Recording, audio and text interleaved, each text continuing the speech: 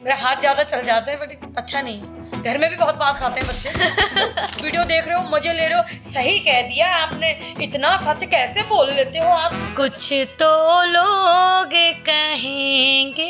मैंने देखा है ना, सामने मुझे कहते हैं दीदी आपके संग एक फोटो खिंचा लूं। 2 दिन शांत होता है, नया मैटर आ जाता है, फिर 2 दिन शांत होता है, फिर नया मैटर। ये साल नहीं, मेरे लिए बवाल है। एक शब्द में ज्योति अधिकारी। घर से ब्लॉग बनाती थी, बच्चों के संग ही लगी रहती थी, यार देख ये देख वो देख। शेर को जंगल में रखो चाहे चिड़ियाघर में रखो, खाएगा तो मीट ही हो। ऐसा तो नहीं कि चिड़ियाघर में रख दोगे तो उसको सब्जी काट के दो, लो गोभी की सब्जी रोटियां खा ले। जिसने जितने मजे लेने थे ज्योति अधिकारी के नाम से सबने ली, सबके चैनल चले, सबका मोनेटाइज आया। वीडियो में तो साफ साफ दिखाई दे रहा है कि आपके हस्बैंड जो हैं शराब बेचते हुए दिखाई दे रहे हैं। देहरादून में रैली के दौरान एक गाना काफी ज्यादा वायरल हुआ था, आपको पता ही है जी। वो धामी रे के टोन से बड़े भैया तक का सफर कैसा रहा? एक अफवाह जो आपके बारे में सबसे ज्यादा फैली कि मैंने अंकिता भंडारी के पैसे खाए। अगर आपको सोशल मीडिया छोड़ना पड़े तो आप क्या करेंगी? इतना कुछ करके लोगों को समझा सकती हूँ तो मैं तो गंजे को भी कंगी बेच सकती हूँ। उस समय का बोलने का तरीका आपका और अभी का बोलने का तरीका, क्या आपको लगता है उसमें अंतर आ गया है? आप कैसे कह सकते हो कि फौजी फौज में और उसकी बीवी में?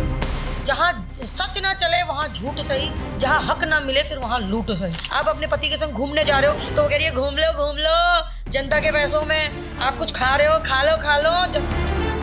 जेल जाके आदमी टूटता नहीं है, वहाँ से आने के बाद और मजबूत हो जाता है। तो मेरे को ना टीआरपी की जरूरत नहीं है कि मैं जबरदस्ती कहीं पे जाऊँ, ओ नाम फ्रेम के लिए मैं ये कर दूँ, मैं नहीं। ये मेरे नाम के संग बहने की कोशिश कर रहे हैं लेकिन ये बह नहीं पाएंगे, ये किनारे हो जाएंगे। एजुकेट लोग हैं, कितने टेस्ट पास कर रखे, कितना कुछ, वैसे ही नेताओं ने भी करना चाहिए। अगर कल को गैरसैंण राजधानी बनती है तो तुम्हें गैरसैंण में रुकना पड़ेगा, तुम्हें ठंडा नहीं लगना चाहिए वहाँ। हल्द्वानी में माहौल काफी ज्यादा खराब होते जा रहा है। हल्द्वानी का माहौल का बच्चा। अच्छा, एक सलाह, अगर आप ज्योति अधिकारी को एक सलाह देना चाहें। दोस्तों, स्वागत है आपका नए पॉडकास्ट में और आज का जो है पॉडकास्ट काफी ज्यादा खास होने वाला है। उत्तराखंड में कई दिनों से एक महिला का नाम जो है काफी ज्यादा चर्चाओं में है। फैंस हो या हेटर हो, इनकी चर्चा किए बिना रुकते नहीं है और उनको एक टाइटल भी दिया गया है। उनको टाइटल दिया है शेरनी का नाम। अब शेरनी के नाम से आप पहचान ही गए होंगे। आज की हमारी खास मेहमान है सोशल मीडिया इन्फ्लुएंसर ज्योति अधिकारी जी। तो मैम, सबसे पहले आपका बहुत बहुत स्वागत है हमारे न्यूज़ 31 पॉडकास्ट में। धन्यवाद। तो मैम, पॉडकास्ट की शुरुआत यहीं से करते हैं। सोशल मीडिया में आज आप इतनी ज़्यादा वायरल हैं, शुरुआत कहाँ से हुई और कैसे दिमाग में आया कि सोशल मीडिया में वीडियोस बना के डाली जाए? सबसे पहले शुरुआत हुई थी 2019 से। 2019 में मैंने सबसे पहले स्टार्ट करा था टिकटॉक। अच्छा। जो टिकटॉक चला नहीं ज़्यादा दिन, तो वो टिकटॉक पे हम रील्स वगैरह बनाते, जैसे सभी को था उसका शौक। और जब वो टिकटॉक बैन हुआ तो फिर मैंने सोशल मीडिया छोड़ दिया, क्योंकि फिर मुझे कोई वो ज़्यादा था नहीं, फेसबुक मैं चलाती नहीं थी। फिर धीरे धीरे मैंने देखा कि इंस्टाग्राम भी एक चीज़ है, तो मैं इंस्टाग्राम पे रील वगैरह देखती थी। फिर मैंने धीरे धीरे इंस्टाग्राम पे भी रील बनाना सीखा। तो मैंने काफ़ी टाइम तक रील बनाए हैं। मैं डांस की वीडियो डालती थी, मैं यूट्यूब पे अब ये डालती थी कि मैं अपने जानवरों को खाना खिला रही हूँ, ये वो। पर सर मैम, मैं आपको बताऊँ, मेरा यूट्यूब चला नहीं। मैंने यूट्यूब पे सबसे ज़्यादा मेहनत करी, मेरा आज तक यूट्यूब मोनेटाइज भी नहीं है। अच्छा। मैंने इतनी मेहनत करी। फिर धीरे धीरे क्या है ना, मैं बनाती थी रील्स वगैरह, मतलब गानों पे ऐसे। मैं अपनी वॉइस में कभी कुछ नहीं बनाती थी। एक दिन मेरे सामने एक उत्तराखंड को लेके एक न्यूज़ आई थी, रील आई थी, जिसमें एक कोई भाई हमारे उत्तराखंड के बारे में बहुत अभद्र बोल रहे थे, खासकर फौजियों के लिए, ऐसे करके कुछ बातें कर रहे थे। तो मैंने ना वहाँ से थोड़ा सा अपने आवाज़ में बोलना शुरू करा कि गलत है, मैं खुद एक फौजी की बेटी हूँ, आप कैसे कह सकते हो कि फौजी फौज में और उसकी बीवी में, ये वो सब चीज़ें। तो वो लोगों को कनेक्ट हुई। मतलब जहाँ मेरी रीलें डांस की सज सवर के 1000-2000 कमाती थी, वो मेरी 1 घंटे में लाख चली जाती थी। अच्छा। तो कहीं ना कहीं मुझे लगा कि लोग जो है मेरी आवाज़ से अब कनेक्ट होना चाहते हैं।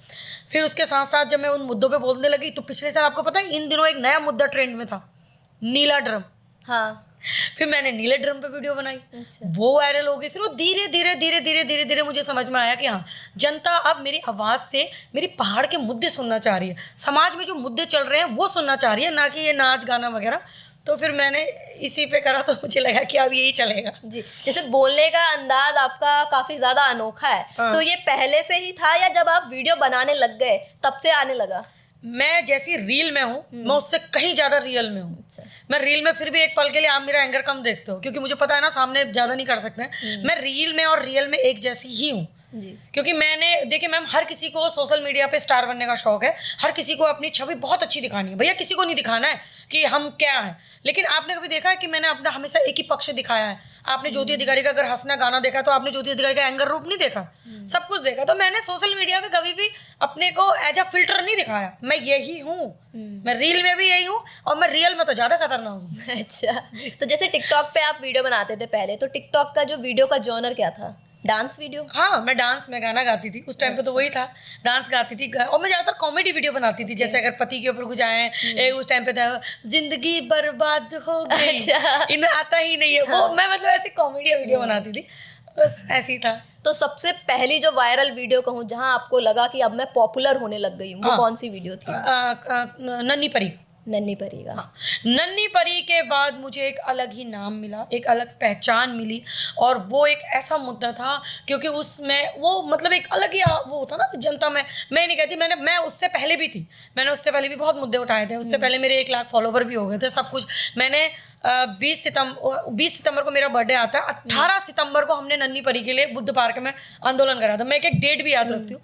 तो मैं तब तक अपने बर्थडे अपना यही सब चीज़ें, लेकिन हाँ, नन्ही परी के बाद जो वो एक कहते हैं ना, एक प्यार, एक सपोर्ट, एक वो जो एक लहर आई मेरे लिए, वो मुझे मात्र 6 महीने में एक स्टार बना दिया था। 6 महीने, अप्रैल से सितंबर में मैं छा गई थी। अच्छा, तो जैसे आपने नन्ही परी की एज की बात करी, जी। उस समय का बोलने का तरीका आपका और अभी का बोलने का तरीका, क्या आपको लगता है उसमें अंतर आ गया है? मैं अभी भी आपसे कहती हूँ कि देखो, जब तक बात मेरी भावनाओं से ना जुड़ी हो, मैं बहुत मर्यादा से बोलती हूँ। मैं हर किसी पे जय नहीं लगती। भैया हम इंसान हैं, कोई पागल कुत्ते नहीं है कि बेवजह भी किसी को काटते फिर। लेकिन ऐसा होता है ना, कोई चीज़ें अगर आपको लगता है कि अब ये इस लैंग्वेज में नहीं समझेगा, मैडम मैं आपको सीधा सा बताऊँ, मेरा फंडा यही है, क्या कहते हैं ना, वो जहाँ सच ना चले वहाँ झूठ सही, जहाँ हक ना मिले फिर वहाँ लूट सही। भैया मेरा साफ फंडा है, सामने वाला जिस लैंग्वेज में समझता है फिर मैं उसको उसी लैंग्वेज में समझाती हूँ, और बहुत तरीके से समझाती हूँ, और वो समझ भी जाता है। तो जैसे आपने बोला, जैसे ही आपको फेम मिलने लगा, कहीं ना कहीं आप वायरल होने लगी। हाँ। तो ऐसा होता है कि फेम मिलने लगता है तो ट्रोलिंग भी शुरू हो जाती है, बिल्कुल। हेटर्स भी काफी ज्यादा एक्टिव हो जाते हैं। तो शुरुआत में जब हेटर्स, जैसे मैंने देखा था, शुरुआत में आप क्या करती थी, कोई कमेंट आता था, हाँ। तो उसको रोस्ट करके उस पे एक अलग से वीडियो बनाती थी। फनी वे में। तो वो तरीका कैसे था और आपको क्या लगता था? ऐसा होता था ना, मैं कमेंटों को ना सुझाव समझती हूँ। बहुत से लोग कहते हैं कमेंट है यार, इग्नोर करा करो, लेकिन मुझे ऐसा लगता है कि वो सुझाव है। अगर उसमें किसी ने ये चीज़ बोला कि दीदी आपके माथे पे बिंदी नहीं है, तो इसका मतलब हमें बारीकी से देख रहे हैं, भैया बिंदी लगा लो। दीदी आपका परसों वाला सूट बड़ा प्यारा लग रहा था, तो यार इनको भी चाहिए। तो मैं उनको ना बहुत, अगर उसमें ये कह रहा तेरा पति बुढ़ा है, तेरे घर में खुद ऐसा है, तो फिर मैं उसका बढ़िया मैं पहले उसके ऊपर वीडियो नहीं बनाती हूँ, पहले मैं उसके इनबॉक्स में जाती हूँ। मैं उससे बड़े प्यार से कहती हूँ कि भाई कमेंट डिलीट कर दे, या बहन कमेंट डिलीट कर दे। वो नहीं करती। फिर मैं उसकी स्क्रीनशॉट पकड़ती हूँ, फिर मैं उसमें अपने अंदाज से बनाती थी। मैं कहती थी एक ये है मोहतरमा करके वो, और फिर वो, आप यकीन नहीं मानोगे, जिन लोगों को मैं कहती थी कि कमेंट डिलीट करो, वो उस वीडियो के बाद कमेंट तो डिलीट करते करते ऊपर से मुझे, क्योंकि यही तो मैं चाह रही हूँ भाई, अगर आपको हमारी कोई चीज पसंद नहीं है, सोशल मीडिया में यही तो फ्रीडम है, जिसको आपने देखना है उसी को देखो, बाकियों को करो अनब्लॉक। भैया वो तो तुम्हारे हाथ में है ना। अब हम तुम्हारे घर में आ गए तो तुम्हारे कान में गाना नहीं गा रहे हैं ना भैया। हम, मुझे पसंद है कि मुझे आपका चैनल पसंद नहीं, तो मैं क्या करूँगी, अनफॉलो करूँगी। बिल्कुल। अब मैं हर किसी के घर में जाकर तो नहीं कहूँगी, तो क्यों, तो ये चीजें करनी चाहिए ना इन लोगों ने। बिल्कुल, क्योंकि अक्सर कोई चीज किसी को पसंद होती है, किसी को नहीं पसंद नहीं पसंद। मैं हर किसी के लिए अच्छी नहीं हो सकती हूँ मैम, बिल्कुल। मैं आपको रियल बताऊँ, बिल्कुल। मैं हर किसी के लिए अच्छी होने आई भी नहीं हूँ बिल्कुल। भाई। जिससे मेरे विचार मिलते हैं, जिसको लगता है कि लड़की सटीक बोलती है और सीधा बोलती है, मैं वही हूँ। मैं आपसे कह रही हूँ, मेरे जुबान में भले ही कड़वापन है, मेरे दिल में किसी के लिए कड़वा नहीं। अगर कोई मेरे लिए गलत बोल के अगर सॉरी भी बोल जाए ना, मैं माफ भी करती हूँ, मैं छोड़ यार 2 दिन की जिंदगी। लेकिन जब पानी सर से ऊपर चला जाता है, फिर एक टाइम आपको लगता है कि वो कहते हैं ना कि वो कर्म की जगह अगर आदमी कांडों में उतर जाए तो फिर ज्यादा सॉरी के लिए जगह नहीं है। तो जैसे जैसे फेम मिलते गया, कंट्रोवर्सी भी बढ़ते गई, बहुत तो ज्यादा। कंट्रोवर्सी से कैसे डील किया? भैया पहले तो डील कराई ऐसे ही है, इसी अंदाज में कि छोड़ ना, हम भी उसी अंदाज में समझा। लेकिन ना, मैंने आपको एक चीज़ में आपको हकीकत बताऊँ, और ये हकीकत है मैम। अगर आपसे मैं अभी कह दूँ ना, आपके बाल बहुत प्यारे हैं मैम, बहुत सुंदर है, आप शीशे में ना 2 बार और अपने को निहारोगे कि वाह मैम ने तारीफ करी, अगर अभी मैं आपसे कहूँ नहीं आप बहुत गंदी हैं, आप अपने को ना शीशे में वैसा ही देखोगे, तो कहीं ना कहीं ये हेटर आपकी छवि में इस टाइप से वो डालते हैं। या आपको अगर कुछ बोल रहे हैं तो एक दिन आप इग्नोर करोगे, 2 3 4 मैं तो कह रही हूँ महीने भर करोगे। क्या आप साल भर किसी इंसान को बार बार झेलोगे कि वो साल भर से वो कंटिन्यू आपके ऊपर वीडियो बना रही है? आप अपने पति के संग घूमने जा रहे हो तो वो कह रही है घूम लो जनता के पैसों में, आप कुछ खा रहे हो खा लो तो कितना बर्दाश्त करेंगे? बर्दाश्त की भी तो एक लिमिट होती है। तो अब पहले मैं इनको बर्दाश्त करती थी, पर अब मैंने इनका रामबाण इलाज ढूंढ रखा। अब ये मुझे बर्दाश्त नहीं कर पा रहे हैं। अच्छा जैसे अंकिता भंडारी केस भी हुआ, हाँ। आपने बुलंद आवाज उठाई, जी। देहरादून तक गए, जी। लेकिन उसके बाद आपके ऊपर इल्जाम लगे कि आपने कहीं ना कहीं उस बेटी के जो पैसे थे हाँ, वो खा गई। वो आपने क्लियर भी किया, पूरा आपने रिकॉर्ड दिखाया। जी, बिल्कुल। उसके बाद एक कहते हैं जेल भी जाना पड़ा आपको। हाँ। तो जेल जाने के बाद लाइफ में क्या चेंजेस आए, और कहीं ना कहीं जैसे आपने कुछ गलत किया था, जैसे कि आपको नोटिस आया, आपने हाँ। उसको सार्वजनिक तौर पर हाँ, दिखा दिया, बिल्कुल। तो आपको क्या क्या सीख मिली इस दौर में, जो टाइम रहा क्या क्या सीख मिली आपको? देखिए मैम, जेल जाके आदमी टूटता नहीं है, वहां से आने के बाद और मजबूत हो जाता है। क्योंकि अगर आप जेल जा रहे हो या तो आपने बहुत बड़ा क्राइम कर रखा है तो आप सोचोगे कि भैया बाहर जाके चोरी नहीं करूंगा, अब बाहर जाके किसी को मारूंगा नहीं। लेकिन अगर आपको पता है कि आप किसी बच्ची की आवाज़ उठा के जेल गए हो, और हाँ उसमें अगर कुछ चीज़ें ऐसी थी जो गलत लगी, लेकिन मैं अभी भी आपको कहूँ, बहुत से लोग कहते हैं जेल जाके भी इसको शर्म नहीं आ रही है। मैं उससे कहना चाहती हूँ कि मुझे जेल से खैरात में नहीं निकाला गया है, मैं खैरात पे आई हूँ, मैंने केस लड़ा है, न्यायपालिका ने उसको समझा है। न्यायपालिका से भी बड़ा कोई होता है मैम? न्याय ने उसको समझा, मुझे ऐसी थोड़ा ना छोड़ देंगे। जो चीज़ मेरे ऊपर लक्षण लगाए गए थे, जो आरोप मेरे पे लगे थे, वो सिद्ध हुए हैं, वो उसको खंडित कराया है मेरे वकीलों ने, और हमारे जज के सामने उसको प्रूव कराया कि मैम का मतलब ये नहीं था। तोड़ मड़ोड़ के इस चीज़ को दिखाया गया, हमारी न्यायपालिका ने उसको समझा और मुझे रिहा करा।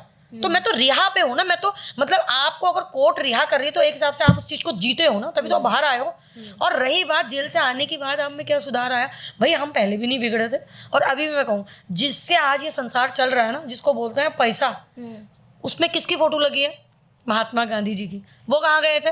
जेल। तो हम भी चले गए, कौन सी बड़ी बात है? फिर मैं कह रही हूँ ना, जेल से आने का इतना महंगा टिकट था ना मेरा, उतने में तो मैं 2 बार ट्रिप हुई थी बाहर, तो बहुत महंगे ट्रिप से मैं बाहर देश से आई हूँ, उसको जेल ना कहा जाए। अच्छी अच्छा, जगह। एक वीडियो भी डाली थी जेल से आने के बाद कि औरतों के लिए जेल अच्छी जिंदगी है एज कंपैरिजन टू जो हमारी नॉर्मल जिंदगी है। तो क्या कहना चाहेंगे, और क्या मतलब मैसेज क्या था इसके द्वारा? नहीं देखिए, मैं ये तो नहीं कहूँगी कि आप अपराध करिए और जेल जाइए, मैं कभी नहीं कहूँगी। बट मैंने फन वे में कहा था कि जैसे हम लोग हैं ना अपनी गृहस्थी में, क्या पकाएं क्या खाएं, तू खा मैं खाऊं, ये वो सारा, पानी पीने की फुर्सत नहीं है अपने। आप यकीन नहीं मानोगे, मैंने जेल में बैठने के बाद बालों में डाई करा, वहाँ मेरे बालों में कलर भी हुआ। वहाँ पे पार्लर वाली पार्लर सिखाने आती थी, तो उन बहनों ने जितना कोर्स करा था मेरे पे ही यूज करा। मैंने थ्रेडिंग पे पार्लर वहाँ पे जेल के अंदर बनाए। और मैंने वहाँ पे देखा कि हमारी, सच में बताऊँ, हमारी सरकार ने बहुत अच्छी सुविधा कर रखी है जेल में महिलाओं के लिए। LED लगे हुए हैं, खाने पीने की व्यवस्था अच्छी है, कैंटीन का खाना नहीं पसंद आ रहा है आप, वो जेल का नहीं आ रहा, आप कैंटीन से बनवा सकती हैं। पार्लर वाली पार्लर सिखाने आ रही है, सिलाई वाली सिलाई सिखाने आ रही है, मतलब बहुत अच्छी सुविधा थी। तो वो एक मैंने फन वे में कहा कि बाहर आके जो बैंड बज गई, जेल में तो बड़ा अच्छा हो रहा था। तो वो फन में था, लेकिन इसका मतलब ये नहीं है कि आप क्राइम करिए और आप जेल जाइए, नहीं, वो मेरा मतलब नहीं। बिल्कुल। देहरादून में रैली के दौरान एक गाना काफी ज्यादा वायरल हुआ था, आपको पता ही है जी। वो धामी रे के टोन से बड़े भैया तक का सफर कैसा रहा? देखिए मैम, मैं अभी भी कहूँ, मैंने हमेशा बोला है, मुद्दा बिल्कुल सही था, अंकिता भंडारी, बिल्कुल आक्रोश भी बिल्कुल सही था, क्योंकि पहाड़ की बेटी थी, अपनी बच्ची मान लिया था तो ज़्यादा था, और उस बीच में कंटिन्यू अंकिता के माँ से बात कर रही थी। अगर आप किसी के परिवार से बात करते हो ना, अभी आपसे बात करें, मेरी रोंगटे खड़े हो रहे हैं, देखो, तो वो माँ की जो आवाज़ आपके कान में रोती है ना, वो चीखती है, तो कहीं ना कहीं आपको ऐसा लगता है कि अब अंकिता नहीं, अब हम अंकिता हैं। तो वो सब कुछ ठीक था, बहुत अच्छा चल रहा था, लेकिन वही है ना कि वो धक्कम धुक्की आप तो थे, मारा मारी कसा कसी में, वो गुस्से में हम डायरेक्ट उन पर चले गए कि मतलब मैं तो ये कहती हूँ कि CM साहब को हमने अपना भाई माना, सच में पूरे उत्तराखंड ने उनको एक दादा मान रखा है, पुष्कर दादा बोलते हैं उनको, तो वो दादा मान रखा। तो गुस्से में एक बहन नहीं बोलती कि भाई तू ऐसा है, तू हमारे लिए नहीं कर रहा है, वो वाला गुस्सा आया। और सबसे मेन चीज़, वो गुस्सा जनता ने उसको विरोध बनाया। मैं जहाँ भी गई, जब मैं अपने सीएम साहब से मिलती हूँ ना, मैंने आज भी उनको मैं ददा करती हूँ, मेरा जो भी उनका नंबर सेव है पुष्कर ददा करके ही है। तो उन्होंने मुझे यही बोला कि मुझे उन सब चीज़ों से कोई फर्क नहीं पड़ता बहन, मेरे पीछे लाखों वीडियो बनते हैं, लाखों मुझे कहते हैं तुम्हें लगता है, क्योंकि मेरे को बहुत सी चीज़ें लोगों ने बोला कि सरकार ने करवाया ये वो जो भी था, पर मुझे उनसे वो चीज़ें क्लियर करनी थी। और जो भी ये केस वगैरह मेरे चल रहे हैं, उन्होंने बोला है कि ये सब चीज़ें ख़त्म हो जाएंगे, आप अपना ध्यान रखें, जहाँ भी आपको मेरी ज़रूरत होगी मैं एज ए बड़ा भाई हमेशा आपके साथ। ये चीज़ें बहुत अच्छी मुलाकात रही हमारी। सुबह 9:40 पे मुलाकात थी। उस दिन देहरादून में मैराथन दौड़ भी थी, तो बहुत अच्छा रहा। मैं आप आजीवन भी देखो, अगर मैंने गलत भी कहा है ना, तो आपको ही पता है मैम, सब कुछ ठीक था, लेकिन वो नाम लेके किसी सीएम जैसे पद को आप अगर गलत बोल रहे हो तो उसके लिए आपको सॉरी बोलना चाहिए। मैंने सोशल मीडिया पे भी बोला, अपने प्लेटफॉर्म पे भी बोला, पर्सनली आमने सामने बैठ के भी मैं अपने भाई को सॉरी बोल के आई, और इसमें मुझे कोई शर्म नहीं है। मैं कहती हूँ सॉरी बोलता वही है जो जिंदा होता है भैया। अगर आपका जमीर आपको पहले बोलता है कि आपने गलत करा, दुनिया का मुझे पता नहीं, बहुत से लोग कहते नहीं कोई गलत नहीं कहा, ऐसा है, बस मैं वो नहीं सुनूंगी। भाई मुझे पता है, मैंने अगर उस सीएम की जगह अगर मेरे पापा होते और मैं अगर वो अभद्र बोलती तो क्या वो मुझे नहीं समझाते? तो मैंने सॉरी बोला, मुझे उससे कोई दिक्कत नहीं। मैं खुद के कहती हूँ कि मैंने अपने सीएम पुष्कर सिंह धामी जी से व्यक्तिगत रूप से भी माफ़ी मांगी है भैया, और उन्होंने ये भी बोला नहीं बस करो, पानी पिया तूने, चाय पिया तूने, इतनी हमारी बात हुई थी, तो मुझे बहुत अच्छा लगा और कुछ नहीं। लेकिन जनता को आपका गाना जो है काफ़ी ज़्यादा पसंद आया, हर चैनल में हर आईडी में सिर्फ वही वीडियो, और ना जाने वो कितनी बार वीडियो देखी गई और सारी, और वो भी मेरे जेल जाने के बाद ही चलाई हो। मैंने अपने अकाउंट से तो डाली नहीं थी मैम, आपने देखा था। अब आप मुझे बताइए, आप पूरे उस देहरादून के प्रकरण में ये देखिए कि ज्योति अधिकारी ने अपना फोन भी जेब से बाहर निकाला। मेरा तो फोन भी मेरे पास था, क्योंकि वो धक्कम धुक्की, वो रैली, वो झंडे, वो पोस्टर, किसको टाइम था फोन पकड़ने का? पर जो भी था, जिसने भी आग लगाने की कोशिश करी बहुत तगड़ी करी। कोई नहीं, हम धीरे धीरे सब आगों को बुझाते हुए आगे बढ़ते जाएंगे। तो जेल जाने के पीछे कोई पॉलिटिकल पार्टी जिम्मेदार थी? मुझे नहीं पता मैम, लेकिन जिस हिसाब से एक रात में मेरे ऊपर एक साथ बुरा लग गया, हर सबको, जगह से केस आए। वो मुझे ऐसा लगता है कि बहुत ऐसी सुनवाइयाँ होती हैं ना हल्द्वानी में, कहीं भी आप देखिए, छोटे मोटे मैटर में हर कोई एक एप्लीकेशन अपनी देता है। आपको पता है, कोई भी एप्लीकेशन आप दो तो कम से कम 15 से 20 दिन लग जाते हैं उस एप्लीकेशन में सुनवाई होने में। मेरे लिए तो वो सुबह 7 बजे एप्लीकेशन देती है, 9 बजे मेरे घर पे पुलिस आ जाती है। तो मेरे लिए तो 5G के हिसाब से काम हुआ। मैं यही कह रही हूँ, मुझे यहीं पे यही बुरा लगा कि मतलब आम जनता के लिए इतनी जल्दी एक्शन नहीं। और जब बात कोई उस पर आ जाए, अब चाहे बहुत से लोग कहते हैं कि इस पार्टी ने कराया, उस पार्टी ने कराया, इनकी भगत थी, उनकी भगत थी, बस मेरे को ये लगा, पहली बार मुझे ऐसा लगा कि हाँ भैया क्विकली काम हो जाते हैं, कराने वाला चाहिए, नहीं पैसा नहीं, कराने वाले चाहिए। पैसा तो हर जगह नहीं बोलता है, पैसा मेरे पास भी बहुत था, लेकिन मैं आई तो अपने हिसाब से। सीबीआई जांच के लिए भी कितनी लड़ाई लड़ी, पहले हल्द्वानी में, पिथौरागढ़ में, हर जगह लड़ाई लड़ी गई। उसके बाद देहरादून में इतनी भारी मात्रा में जब लोग इकट्ठा हुए, उसके बाद कहीं ना कहीं सीबीआई जांच को मंजूरी मिली। और मैं तो खुश हूँ मैम, अगर मेरे 6 दिन जेल जाने से अंकिता की सीबीआई जांच की रजा मंजूरी हुई, भैया मैं तो कह रही हूँ जिस दिन उसके वीआईपी को सजा होगी, मैं भी 6 दिन के लिए फिर जेल चले जाऊँ। लेकिन हमें उस बच्ची को इंसाफ दिलाना है, क्योंकि अब आपको भी पता है, हमें पता है, अंकिता भंडारी वापस नहीं आएगी। हम अब किनको बता रहे हैं? उन बच्चों को जो अब नई अंकिता भंडारी ना बने। भाई वो लड़की जाते जाते अपनी इज्जत आबरू नहीं बेच के गई, लेकिन वो पूरे उत्तराखंड, पूरे देश की आंखें खोल के गई कि जब पहाड़ी एक होगा ना, तो अपने बच्चों के लिए, इंसाफ के लिए वो जरूर आएगा। और अंकिता भंडारी आने वाले कई सालों तक ये नाम रह जाएगा कि जैसा उस बच्ची के संग हुआ। और बहुत से लोग कह रहे हैं कि ज्योति अधिकारी ने अंकिता भंडारी के पैसे खाए। मैं अंकिता भंडारी की माँ से मिल के आई, पता है अंकिता भंडारी की माँ को क्या बोला गया कि तेरी बेटी एक बार भी नहीं बिकी, तू न जाने कितनी बार बिक गई है। ये चीज़ें रोते रोते अंकिता भंडारी की मम्मी ने मुझे बोला है। जब मैंने उनको बोला ना, दीदी मेरे बारे में ऐसा ऐसा बोल रहे हैं, तो उसने बोला बहन तेरे बारे में क्या बोल रहे हैं, मेरी बेटी मरी है, मुझसे कह रहे हैं कि अंकिता तो एक बार भी नहीं बिकी, तू न जाने कितनी बार बिक गई है, ऐसा बोल रहे हैं। तो ये दुनिया है, ये किसी को नहीं छोड़ती है। और मैं कह रही हूँ अगर अंकिता आज जिंदा होती ना और अपने हक के लिए आवाज़ उठाती, उस पर भी कैरेक्टर का लगाया जाता ना, पता नहीं क्या थी क्या, वो तो मर आ गई, तब जाके लोग कह रहे हैं इंसाफ दो इंसाफ दो। जिंदा इंसान अगर इंसाफ मांगे तो उसको बदनाम किया जाता है, इंसाफ नहीं दिया जाता। बिल्कुल, ये सच्ची बात है, ये तो आजकल की हकीकत है। और कानून व्यवस्था हमारी इतनी मजबूत हुई है कि क्राइम रोक पाए। आदमी को पूरी जिंदगी निकल जाती है ये साबित करने में कि मैं परेशान हूँ, मैं सच में परेशान हूँ। हाँ मेरे संग रेप जैसी घटना हुई है, उसमें भी प्रूफ दो भैया, मेडिकल कराओ, कौन थे, कितने थे, क्या करा, कैसे करा, सब बताना पड़ता है। मतलब रेप आपका एक बार नहीं होगा, जब तक आपके केस चलेंगे आए दिन आपका रेप होगा, आए दिन आपको उन सवालों से गुजरना है। तो औरत समझती है, लड़की समझती है कि भैया रेप हो ही गया, मर लो आप, क्योंकि इज्जत का जो वो टोकरा है वो हमारी है। पुरुष की कोई इज्जत है ही नहीं, यही तो समाज बोल रहा है। अगर रेप हुआ है तो पुरुष और महिला दोनों हैं, तो इज्जत उस लड़की की क्यों गई भाई, तेरी क्यों नहीं गई? क्योंकि तेरे पास इज्जत नहीं है, इसका मतलब इज्जत हमारे पास थी जो तूने ले ली। अब हमारी इज्जत तेरी कर्जदार थी जो तू ले गया। अब हमारे पास क्या बचा? मौत। अब हम मर जाएंगे। ये चीजें हैं ना। जी बिल्कुल। तो जैसे राजनीति पार्टी से कहीं ना कहूँ कि आप सारी राजनीति पार्टी से कहीं ना कहीं मैं सबकी विरोध में रहती हैं। नहीं हर मैं किसी सबकी के। हूँ। लेकिन अभी कुछ दिन पहले आपने यूकेडी की सदस्यता ली, हाँ। तो क्या प्लान है आगे का 2027 का? किसी सीट से खड़ी होने वाली है? मैंने जब प्लान बनाए हैं ना, तो लोगों ने मेरे प्लानों का गोबर बना दिया है। अच्छा। तो अब मैंने कोई प्लान नहीं बनाया है। अब जो होगा देखा जाएगा। 2027 या तो आर या पार, सीधी बात। तो यूकेडी की सदस्यता लेने के पीछे क्या कारण? मैं ये थोड़ा ना कह रही हूँ कि मैं यूकेडी की नेता बनूंगी। मैं यूकेडी को समर्थन करती हूँ। अच्छा। हमारी उत्तराखंड क्रांति दल है भाई, हम उसको समर्थन करते हैं। अब समर्थन तो मैं इससे पहले बीजेपी को भी करती थी। मैं खुद कह रही हूँ, मैं कट्टर बीजेपी हूँ। मैं रही हूँ बीजेपी, मेरे जेठ बीजेपी में, मेरी जिठानी, मेरे पापा, मेरे भाई, मेरे नैनिहाल वाले। बीजेपी एक ऐसी पार्टी थी जिसमें हमने जोर जी जान लगा दिया था लाने में। आपको नहीं याद है? मैंने पहला वोट अपनी जिंदगी में बीजेपी को दिया है। अच्छा। जब बीजेपी आए थे 2014 में, बीजेपी 2014 में आई थी, हमने वोट दिया है। तो मैं उसी कह रही हूँ, हम तो कट्टर थे ना। तो क्या ये संकेत है 2027 में बीजेपी पार्टी से चुनाव लड़ने का? वो तो मैम, अगर सब कुछ यहाँ पे बोल दोगे तो फिर कंट्रोवर्सी कैसे होगी? क्यों मेरे हेटरों के मुंह बंद करा रहे हो? कुछ तो उनकी दुकानदारी चलने दो। वीडियो आपने ये भी डाली थी अभी कुछ दिनों पहले कि 2027 में एक ब्रह्मास्त्र आने वाला है, जो हाँ, सबका आएगा। मुंह बंद कराएगा। बिल्कुल आएगा, बिल्कुल आएगा मैम। क्योंकि जिस टाइप से मुझे नोचा जा रहा है, मुझे कोरा जा रहा है ना, तो अब मैं सच चाहती हूँ, मुझे एक ऐसा पद चाहिए। और अब मैं कल तक मैं कहती हूँ मुझे राजनीति से दूर रखो, अब मुझे खुद राजनीति में आना है। मुझे आना है भाई, मैं करूँगी। क्योंकि मुझ जैसी ना हजारों बहनें हैं जो मुझे अपनी आवाज़ बनाना चाह रहे हैं। मैं बिल्कुल आऊँगी। मैं डंके की चोट पे कह रही हूँ कि आप 2027 में, मैं कह तो रही हूँ, वो बरमास्ती होगा, सबके लिए होगा। वो अंदाज ये रहेंगे, चाहे पार्टी कोई भी हो।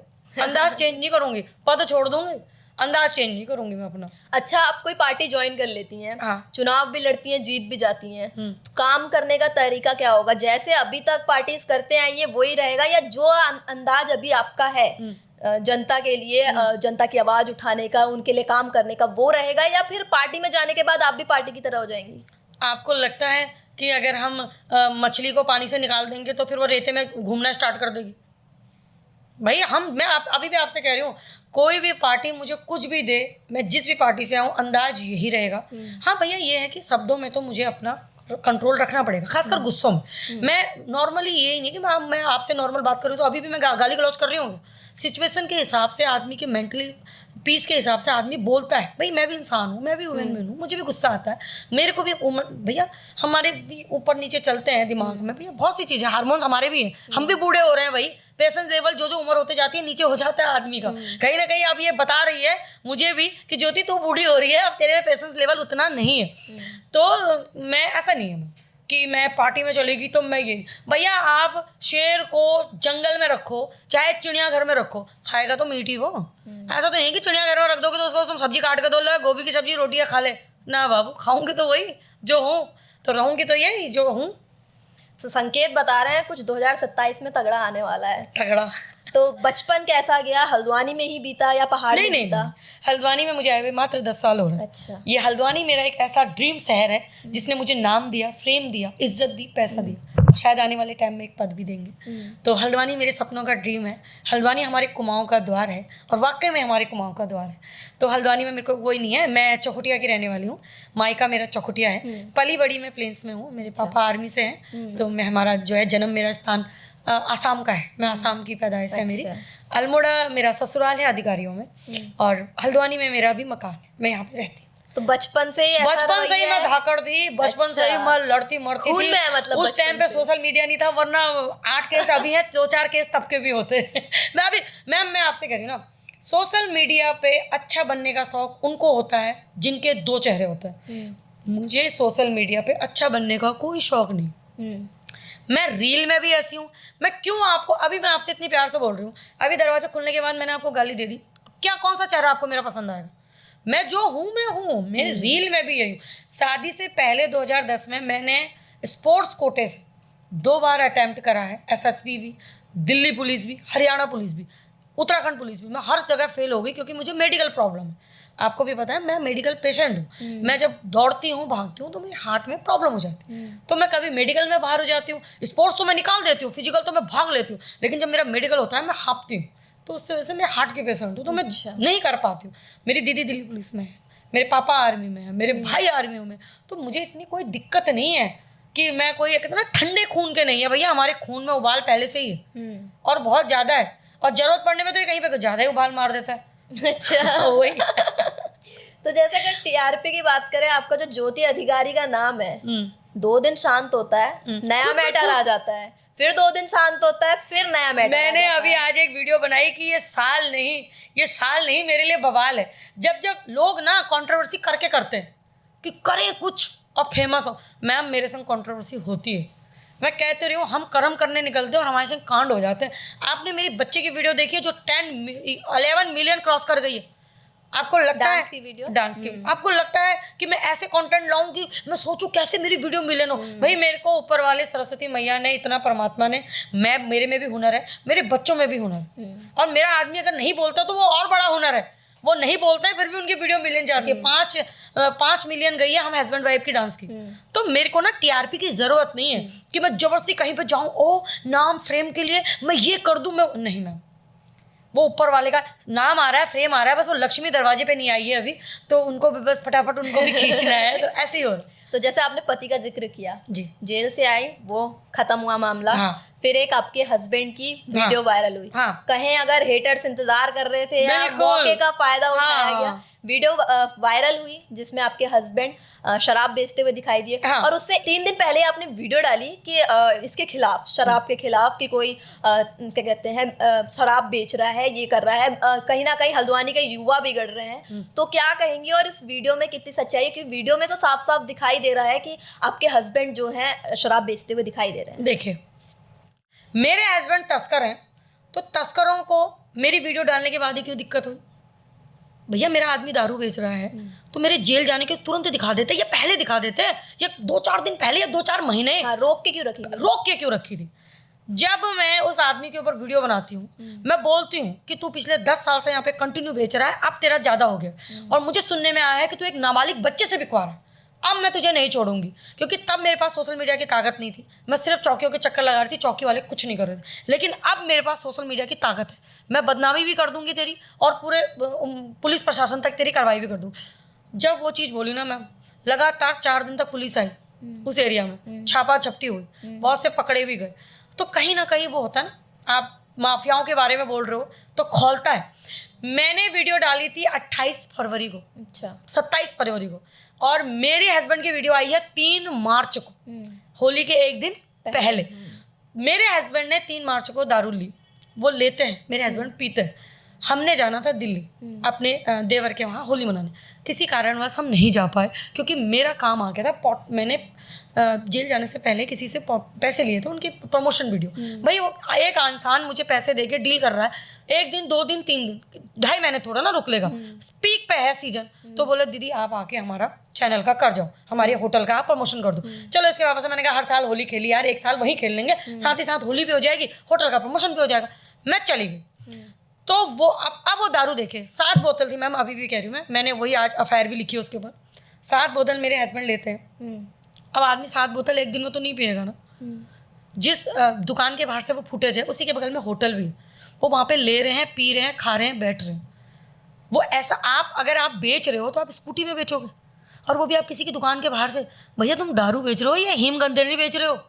आप एक तरीका भी तो देखो ना। अगर आदमी को दारू बेचनी थी तो मेरे दुकान है तो सही पार्लर का, उसमें बेचो आराम से। आप गाड़ी में बेचो, आप तस्करी करो ना। तस्कर आदमी क्या होता है? 7 बोतल अब मैं 7 बोतल आपके अभी ऑफिस में रख देती हूँ भाई लोगों की ड्रिंक के लिए, आप तस्कर हो? आप तस्कर हो?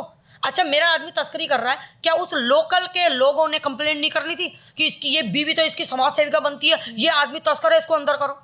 वो भी छोड़ो, क्या चौकी के कभी किसी ने, भाई अगर तस्कर है तो नाम तो आएगा। मौके वारदात पे पकड़ा गया, और जिस इंसान के ऊपर ये वीडियो बनाई थी उसके ऊपर मौका आया, एफआईआर भी है। 7 मार्च 2025 में उसके ऊपर एफआईआर हुई है, जिसमें कि उसने 52 पौओं के साथ वो पकड़ा गया है।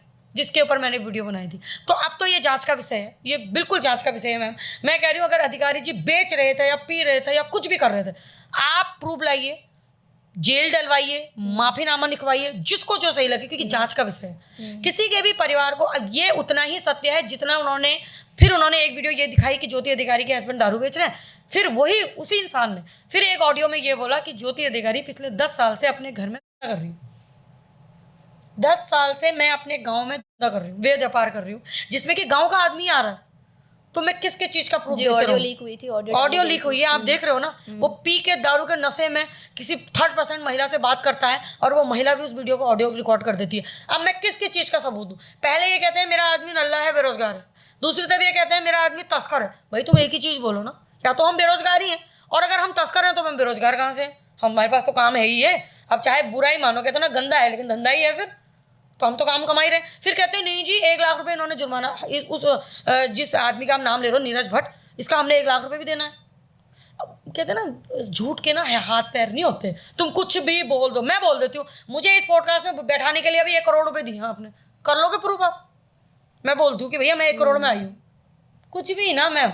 हमारे पहाड़ों में कहीं नो कि गिजवाए बगदी वाली छाप रहो, वही हो रहा है और कुछ नहीं। जे गिजवाए बगदी वाली छाप रहो, प्रूफ कुछ नहीं है।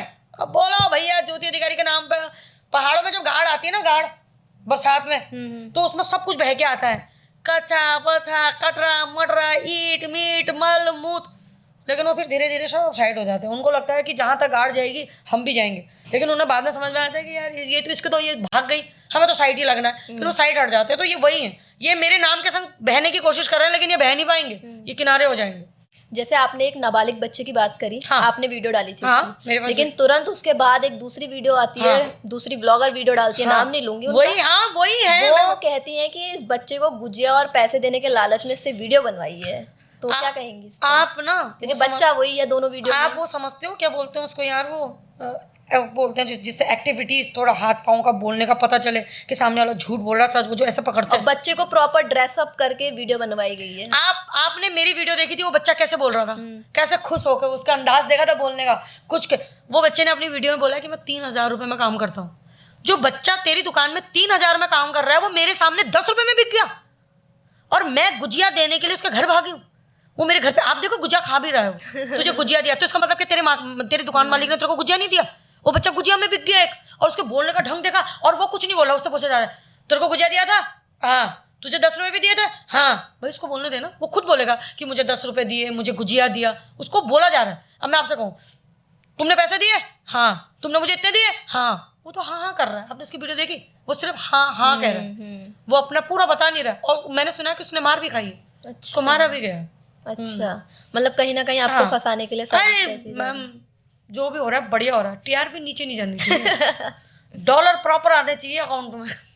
अभी कुछ दिनों पहले जो हुआ हल्द्वानी में, आप खुलेआम गई, हाथापाई की नौबत तक आने वाली थी अगर मैं बात कहूँ, हर जगह वीडियो वायरल हुई। तो आपको नहीं लगता है जैसे सोशल मीडिया को आजकल बच्चे भी चला रहे हैं, बड़े भी चला रहे हैं? या बात करूँ जहाँ पे पूरा सीन हुआ, चौपाटी का एरिया था, वहाँ पूरी फैमिली आती है, बच्चे भी आते हैं, बड़े भी आते हैं, तो बच्चों पे इसका क्या असर पड़ेगा? क्योंकि सोशल मीडिया में बहुत गंदी लैंग्वेज का यूज किया जा रहा है जो कहीं ना कहीं बच्चों को इफेक्ट करेगी और किस दिशा में ले जाएगी। बिल्कुल मैम, बिल्कुल। चाहे ना देखिए उसमें ज्योति अधिकारी की गलती थी, क्योंकि कभी भी हो जाए ताली एक साइड से नहीं बजती, आपको ही पता है। आज जो ये कह रहे हैं कि ज्योति अधिकारी ने गलत बोला, मैं उनसे पूछना चाहती हूँ क्या पिछले 2.5 महीने से 3 महीने से वो मेरी वीडियो नहीं देख रहे थे? जिस औरत ने आज इतना बड़ा मेरे पे लोग कह रहे हैं ना कि आपने हाथ चलाया, ये चलाया, भाई आप मेरी जगह में होते आप क्या करते? आप ये मुझे ये बताइए। कंटिन्यू किसी औरत के कैरेक्टर पे बोलना, उसके परिवार के बारे में बोलना, अपनी मान मर्यादा सब सोशल मीडिया पे बेच देना, वो सही है? हद भी तो होती है किसी चीज़ की। और अब आप मेरे बारे में कंटिन्यू बोले जा रहे हो, मैं अपने डिफेंस में आपसे कुछ बोल भी नहीं सकती हूँ। और जब मैं पब्लिक प्लेस में आने वाली थी, आपको पता है मैं आ रही हूँ, आप इंसानियत दिखा लेते ना, आप बोलते कि यहाँ पे लोग हैं, यहाँ पे नहीं होना चाहिए, चलिए मैं खुद ही नीचे आ जाती हूँ, मैं खुद ही उस चौकी में आ जाती हूँ जिस चौकी में वो हमें बुला रही है। आपको कंटिन्यू चौकी से कॉल आ रहे हैं, आप वहाँ पे नहीं आ रहे हो, आप कह रहे हो जिसको जो करना है मेरा कर ले, तो फिर इंसान क्या करेगा बताइए? मैंने अपने प्रशासन तक अपनी बात पहुंचानी थी, जो मैंने कानून के तहत भी पहुंचाई, कागजों के तहत भी पहुंचाई। जब उसमें नहीं हुआ तो वहाँ पे जो भी हुआ उसमें क्या हुआ, आखिर में हमारे कानून ने हम दोनों को उठाया, हम दोनों को बैठाया, सही और गलत देखा गया, जिसने ज़्यादा करा था उसकी वीडियो डिलीट करी गई, उससे एक माफ़ीनामा लिखवाया गया कि आज के बाद आप इन मैटर में नहीं बोलोगे। इससे ज़्यादा और क्या होता है। और ये जितने भी हेटर हैं, एक ही नहीं, ये पूरा इनका ग्रुप है, ये एक दूसरे को वीडियो शेयर करते हैं, एक दूसरे की उसमें कमेंट करते हैं। वो अगर मेरे ऊपर वीडियो बना रहा है तो वो शेयर करेगा, वो बना रहा है तो वो शेयर करेगा, वो उसके ऊपर कमेंट करेगा, वो उसके ऊपर वो उसके कमेंट को पिन करेगा। तो इनका ना एक कहते हैं ना ग्रुप, एक ग्रुप है इनका। तो कहीं ना कहीं अगर एक के ऊपर सख्त से सख्त कानूनी कार्रवाई हो तो कहीं ना कहीं औरों को भी लगे कि हाँ अब नंबर इनका क्योंकि भी। इससे पहले समझौता भी हुआ था, माफीनामा भी हुआ था, आपने कुछ। भी माफी मांगी थी, उसने भी माफी मांगी थी। हाँ। लेकिन घर पहुंचते ही वीडियो आ जाती है सोशल मीडिया पे, फिर वही सब शुरू हो जाता है। नहीं, माफीनामा इस बेस पे मांगी गई थी कि जितने भी मेरे पति के लिए वीडियो बनाए हैं चोरनी अधिकारी करके, वो डिलीट हो, वो डिलीट होंगे और आज के बाद आप एक दूसरे के वीडियो नहीं बनाओगे।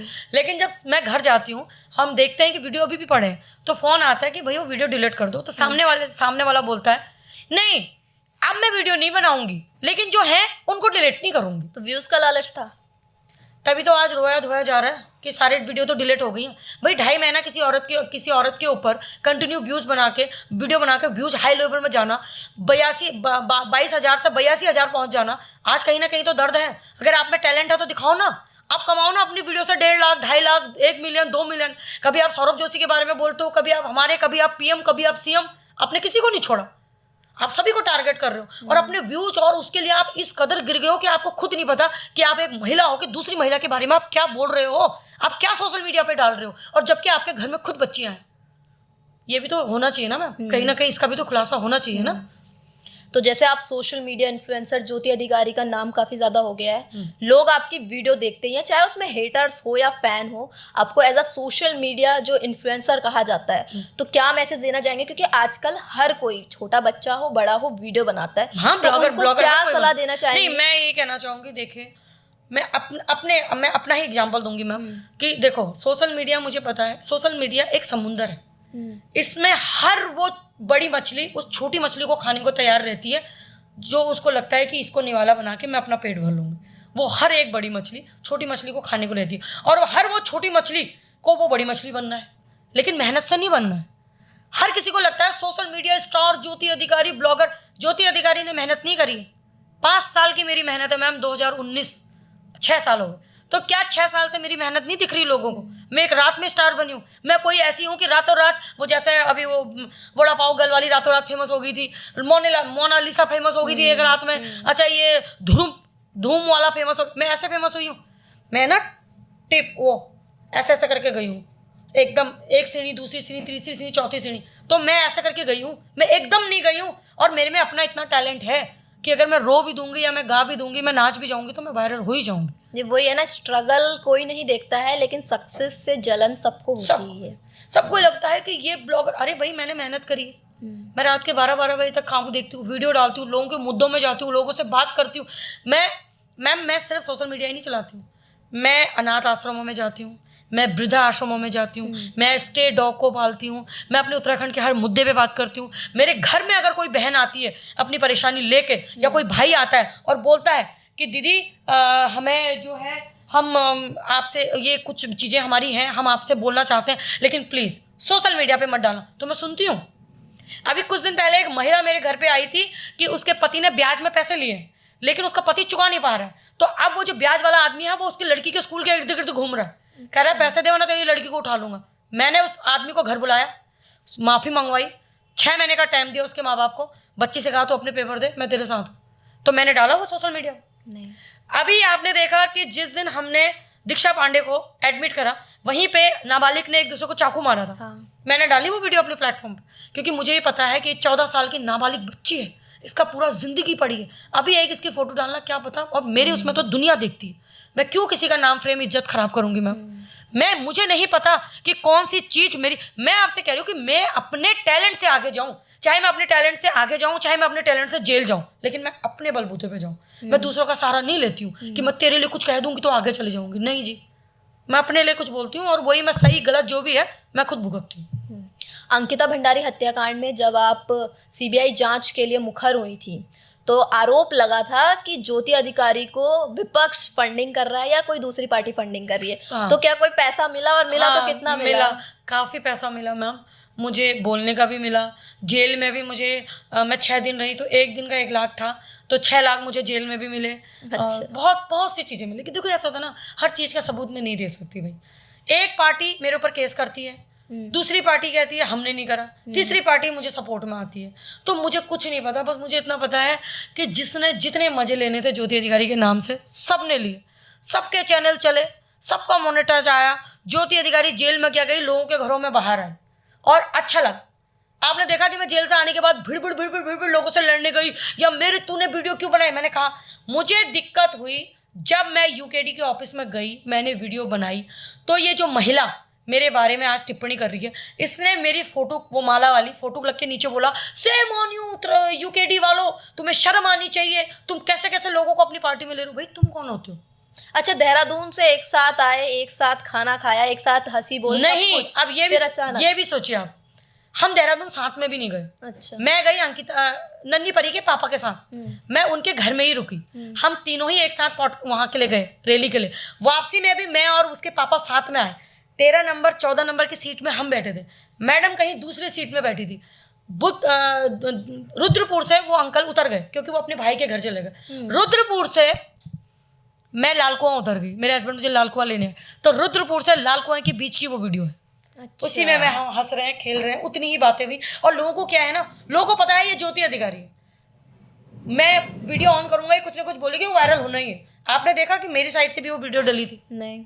आपने देखा वो भी जेल जाने के बाद डली वो वीडियो? आपने देखा कि मैंने कोई उनके संग एक सेल्फी ली है कहीं किसी प्लेटफॉर्म पे? मैं नहीं लेती हूँ मैम। लोग मेरे नाम का यूज करते हैं, मुझे नहीं है। मुझे सामने वाला बोलते दीदी एक फोटो ले ले, दीदी हमारी फोटो को मत डालना। कोई नहीं बाबू, मैं नहीं करती हूँ। वो हंसी मजाक वाली वीडियो, वही तो मैं कह रही हूँ, वो रुद्रपुर से लाल कुएं तक की है। लाल कुएं से मैं उतर गई थी तो उतनी ही है वो। उसमें भी आपने मुझे, मेरा अगर मैं ऐसी हूँ तो आपने उसमें देखा कहीं से भी कि मैं कुछ गलत बोल रही हूँ किसी के लिए भी? तो वही है, मेरा नाम चल रहा है और कुछ नहीं, और मेरा नाम चल रहा है, बहुतों का काम चल रहा है। तो एक रैपिड फायर राउंड है, उसकी तरफ बढ़ते हैं। बिल्कुल। एक अफवाह जो आपके बारे में सबसे ज्यादा फैली? अभी तो हर दिन ही फैल रही हैं, पर हाँ कि मैंने अंकिता भंडारी के पैसे खाए। अच्छा। और सबसे ज़्यादा पहले, अगर आपको सोशल मीडिया छोड़ना पड़े तो आप क्या करेंगी? मैं अपना काम करूँगी, जो मेरा काम है। मैं प्रॉपर्टी डीलिंग का करती हूँ। मैं अगर सोशल मीडिया पे आप लोगों को इतना कुछ करके लोगों को समझा सकती हूँ तो मैं तो गंजे को भी कंगी बेच सकती हूँ। मैं सामान बेचती हूँ, कॉस्मेटिक है, मेरा पार्लर है, मेरे में अपनी कला है, हुनर है। मैंने 5 साल पार्लर का काम कर रखा है। ओके जी। ठीक है। हेटर्स को देखकर आपका पहला रिएक्शन क्या होता है? मन करता है काश ये मेरे सामने, यही बात ये मेरे सामने बोल दे जो Hater, वीडियो हाँ, में बोल रहा बोल, है। मैं कहती सामने बोल जाए। ओके। क्योंकि मैंने देखा है ना, ये सामने मुझे कहते हैं दीदी आपके संग एक फोटो खिंचा लो। मैं कहती हूँ ओके। जिंदगी में सबसे ज्यादा किस चीज से डर लगता है? पानी से। पानी से? क्यों? गहराई से अच्छा। खौफ है मुझे। ओके। और एक डर मुझे और लगता है, मैं सच्ची बताऊँ मैम, अब जो पानी वाला तो अलग है, मैं सिर्फ अपने इष्ट से डरती हूँ। बाकी दुनिया में किसी की ताकत नहीं कि मुझे डरा दे। मैं अभी भी आपसे कह रही हूँ, मैं अपनी माँ कालिका से डरती हूँ, मैं अपने इष्ट से डरती हूँ, बाकी मैं किसी से नहीं डरती। और ये मेरा प्लस पॉइंट कहिए, ये मेरी कमजोरी कहिए, मेरे में सब है, मेरे में डर नहीं है। मैं शर्मा भी जाऊंगी, मेरे में डर नहीं है। जो तुम कहोगे ना कि डर जा, भाई तुम मार दे, लेकिन डरना नहीं है। वो जब भगवान डर बांट रहे थे ना, मैं थी नहीं उस दिन, मैं एब्सेंट थी, तो मेरे पास डर है ही नहीं, मैं कहाँ से लाऊं डर। ठीक है। वायरल होना ज्यादा जरूरी है या रिस्पेक्ट कमाना? ये मैंने इस वाले केस में देखा, कि जो अभी मेरे संग नया नया केस हुआ है, मैंने इसमें देखा कि सोशल मीडिया पे कम से कम ये तो करो कि 4 आपके पीछे गारंटर आए। क्योंकि जब उस केस में हमने देखा ना कि आदमी बोल तो बहुत कुछ देते हैं, लेकिन जब वहाँ पे बात गारंटर की आई तो मैंने देखा कि गारंटर भी नहीं मिल रहे थे। तो मुझे ये चीज़ लगा कि कम से कम इतनी इज्जत तो कमाओ सोशल मीडिया में कि 4 लोग हैं यार, हम गारंटी लेंगे, हम ले रहे हैं गारंटी। तो इज्जत बहुत जरूरी है मैम। अगर आपके पीछे 4 लोग नहीं खड़े हैं तो फिर आप क्यों लगे हैं सोशल मीडिया में? आपके संग आपका परिवार नहीं खड़ा है, आपके संग आपके रिश्तेदार नहीं खड़े हैं। सबसे मेन आप मुझे बताइए, शादी के पहले हमारी बॉर्न पावर कौन होता है? फैमिली। लड़की का पिता। शादी से पहले उसकी आड़ उसका पिता होता है। मेरा पापा देख लेगा, मेरे पापा कर लेंगे। शादी के बाद कौन होता है? पति। पति होता है ना, मेरा पति देख लेगा भैया। तो अगर आपके पिता और आपके पति दोनों आपके साथ नहीं है तो फिर आप क्यों इतना सोशल मीडिया पे उछल रहे हैं? आप कोई भी हो, चाहे मैं हूँ, आपको जहाँ पे जरूरत अपनी परिवार की होगी, आपका परिवार आएगा या आपके फॉलोवर आएंगे? आपको परिवार की जरूरत है ना। बिल्कुल। आपको अगर जमानती के लिए लोग चाहिए, लोग आपसे, पुलिस वाले आपसे पूछ रहे हैं कि ये आपके कौन है, आप खुल के नहीं बता पा रहे हो कि ये तो मेरे वो हैं, ये तो हमारे फलाना है, गलत बात है ना। तो सोशल मीडिया पे नाम तो कमाइए, साथ साथ में लोगों का प्यार भी कमाइए और इज्जत भी कमाइए, ताकि 4 लोग आपको अपने घर बुला सकें, 4 लोग आपको वीडियो कॉल पे कह सकें कि बेटा एक दिन हमारे घर पे चाय के लिए जरूर आना। तो इज्जत कमाना बहुत जरूरी है मैम। बिल्कुल। एक शब्द में ज्योति अधिकारी। ज्योति बनी ज्वाला। अच्छा। एक शब्द में ज्योति अधिकारी, महिलाओं की ताकत। ओके, ठीक है। अगर आपको एक सुपर पावर मिले तो आप क्या चुनेंगी?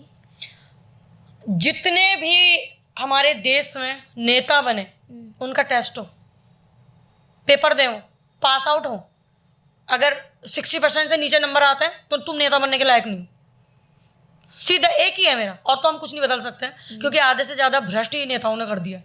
जैसे एसएसपी हो गए, जैसे कमिश्नर साहब हो गए, जैसे डीएम साहब हो गए, पढ़ लिख के गए हैं, एक अच्छा पढ़ा है भैया, एजुकेट लोग हैं, कितने टेस्ट पास कर रखे, कितना कुछ, वैसे ही नेताओं ने भी करना चाहिए। बिल्कुल, बहुत खूब। फिजिकली, मेंटली और सारे टेस्ट होने चाहिए इनके भी।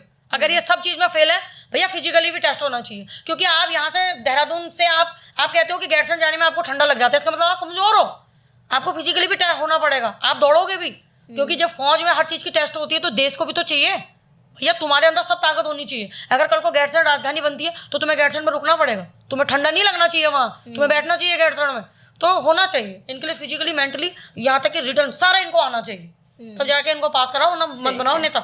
एक चीज जो फेम के बाद मिली और एक चीज जो फेम के बाद छिन भी गई। कुछ भी नहीं छिना।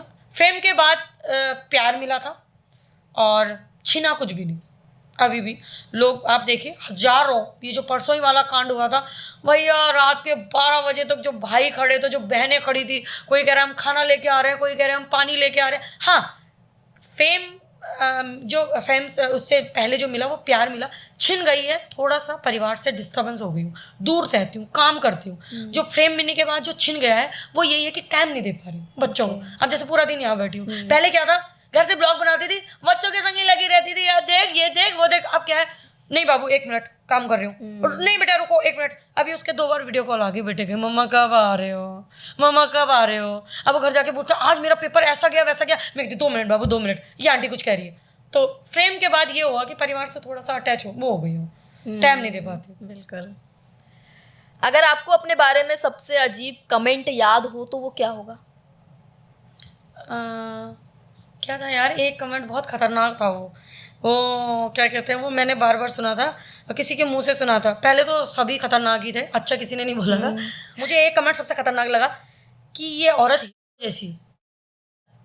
मुझे ये कमेंट्स एक बार बहुत पहले किसी ने बोला था कि तू ना मर्द है ना तू औरत है, तू जैसी। तो मैंने कहा अब तूने ये बोल दिया तो तू झेल। मैं औरतों के लिए औरत हूँ, मर्दों के लिए मैं मर्द हूँ, और मैं वाकई में हूँ। मैं, आप मेरे से लेडी बन के बात करेंगे ना, मैं लेडी बन जाऊंगी। आप मेरे से बच्चे बन के बात करो, मैं बच्चों के संग बच्चा। अभी मुझे एक आदमी बोल देना कि आजा अजमा ले, भाई गॉड में 2 मुक्के में बैठा दूँ।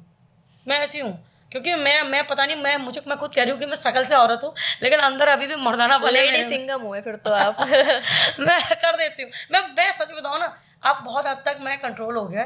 पहले मेरे हाथ ज़्यादा चलते थे, आप अभी भी मेरे देखना आधे से ज़्यादा ही टैटू बनाने का कारण ही है ये। मेरे कट कुट बहुत है, ये देखिए माथे पे, ये सारा, ये मेरे कट कुट बहुत है। मैं रही हूँ बॉक्सर में ना, तो मेरे हाथ ज़्यादा चल जाते हैं, बट अच्छा नहीं।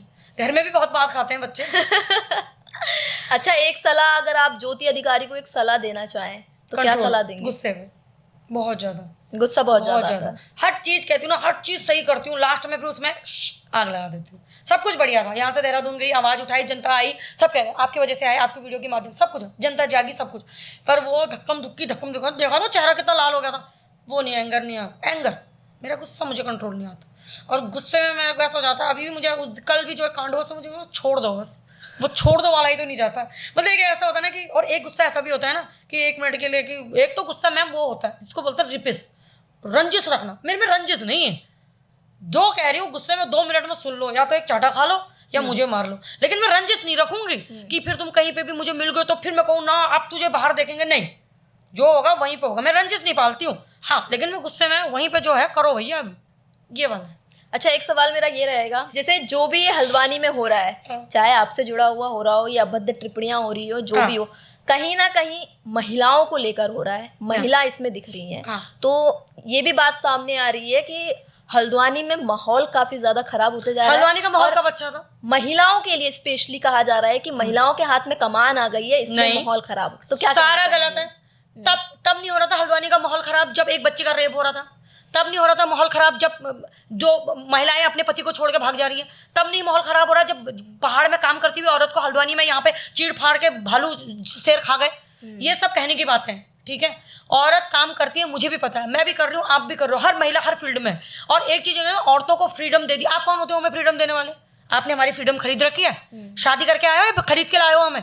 जो आप कहोगे कि नहीं जी हमने तो आपको इतनी फ्रीडम दे रखी है कि आप इतना करोगे। क्यों करेंगे भाई? कोई खरीदे तो हम है नहीं। हम अपनी फ्रीडम अपने हिसाब से। लेकिन मैं मानती हूँ कि कहीं ना कहीं देखो, हर एक मछली गंदी नहीं होती है, तो एक मछली की वजह से तालाब पूरा गंदा नहीं होता है। उत्तराखंड में अच्छा भी हो रहा है। सिंगर आज की डेट में हमारे महिलाएं हैं, डांसर महिलाएं हैं, एक्टर महिलाएं हैं, ब्लॉगर महिलाएं हैं, सब कुछ ठेका ही महिलाओं ने ले रखा है। तो भैया कहीं ना कहीं हो जाती है। लेकिन जो मेरे साथ हुआ, मैं उन पर कहना चाहती हूँ कि मेरे ऊपर जो टिप्पणियां हो रही थी वो भी तो एक महिला कर रही थी। तब क्यों नहीं इसको रोका गया? तब क्यों नहीं महिलाओं ने एकता करी कि भैया आज वो जो महिलाएं कह रही है दोनों आपस में लड़ गई, इनके उन्होंने समाज खराब कर दिया। भाई तुम एक को रोक लेते, एक अपने आप ही रुक जाती। आप सब देख रहे थे। मैं 2.5 महीने से तो आप आंख बंद करके वीडियो देख रहे हो, मजे ले रहे हो। सही कह दिया आपने, इतना सच कैसे बोल लेते हो आप करके आप उनको कमेंट कर रहे थे। तब आपने क्यों नहीं बोला कि मैडम थोड़ा मर्यादा में बोलिए। आप जो भी आप बोल रही, चाहे अब ये सही है चाहे वो व्यापारी करती है, लेकिन आप एक महिला मर्यादा में बोलिए। अगर वो धंधा करती है तो आप बताइए ना, चौकी में जाइए, कंप्लेंट कराइए उनके खिलाफ, बंद करवाइए, धाराएं लगवाइए। आप सोशल मीडिया पे डाल के आप धंधा कह रहे हो, बच्चे सुन रहे हैं। बच्चे सुन रहे हैं धंधा क्या होता है? बच्चे सुन रहे हैं कि मम्मा नल्ला बेरोजगार क्या होता है। बच्चे वो वाले शब्द सुन रहे हैं। हमने सुना था वो जो मेरे पति के बारे में कर रही, बच्चे पूछ रहे हैं मम्मा इसका मतलब क्या होता है। तो तब क्यों नहीं उस महिला को रोका गया? तब उससे क्यों नहीं बोला गया? तब क्यों नहीं यूनियन सामने आई कि भैया इसको मुंह चुप कराओ? क्योंकि मैं तो बाद में आई हूँ ना, मैं तो तब आई हूँ। मैं तो आप ये वहाँ बताओ ना, मैं तो तब आई हूँ जब पानी सर से ऊपर चला गया था। आपने भी देखी थी वीडियो, सच और झूठ बताना, आपने देखी थी?